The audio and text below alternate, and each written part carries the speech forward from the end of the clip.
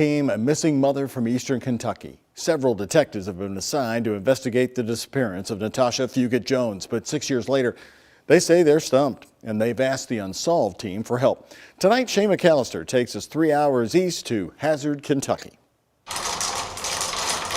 Investigations into the missing are made up of many pieces. I like to put this case or any missing persons case as a puzzle. Clues are collected. You look at the mountains and you look at the valleys and you think, well, could she be there? Could she be over there? Could she be up there? The evidence is connected. Her blood is on their hands. There's rumors and stories. I feel like that there's every lead that has come in, we've done the best of our ability to really try to go above and beyond what has been asked. There's tips and then the truth. People know, but they're afraid. They're afraid to say. We still need Natasha. I mean, that's the big piece. My name is Josh Huff, and I'm a detective with the Kentucky State Police, and I'm currently the case officer on the missing persons investigation of Natasha Fugate-Jones. Missing since 2015, this detective took on the case 2 years into the investigation. I grabbed every book that I could on missing persons and tried to read it and follow up that might be able to help me. First, he focused on the facts. Natasha was a 32-year-old mother with 2 young sons. She was also addicted to drugs. Her family doesn't hide that. Natasha did have a problem, but that never stopped how she cared for her kids, and that was a big thing for me. In May of 2015, the night she went missing, she left her grandmother's house with friends to go to a party. She told her children she'd be back soon. Evening come and the boys come home from school and she still wasn't back.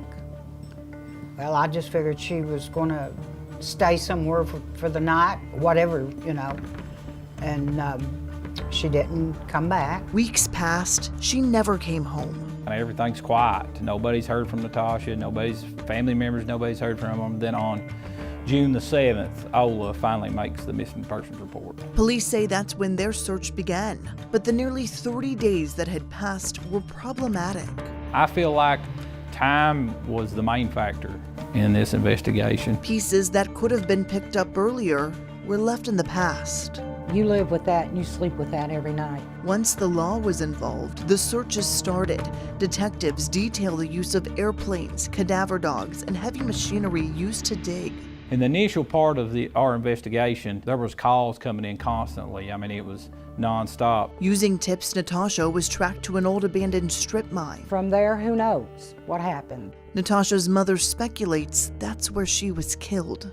They do not have any evidence. They have nothing of her to go on. So yeah, it's tough. Tough because they believe someone does know something. Speak up.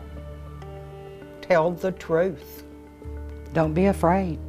Someone holds the clue that could bring this family closure. When I was a little kid, I would work a puzzle and I'd get so upset down at the end I may be missing like 2 pieces. But when I got to the end of it, I still knew what that picture was.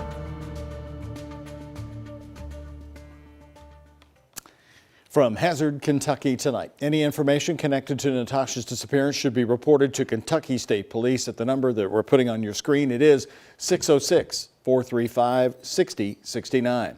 Right now, you can also discuss this case and others on our Unsolved Insiders Facebook page.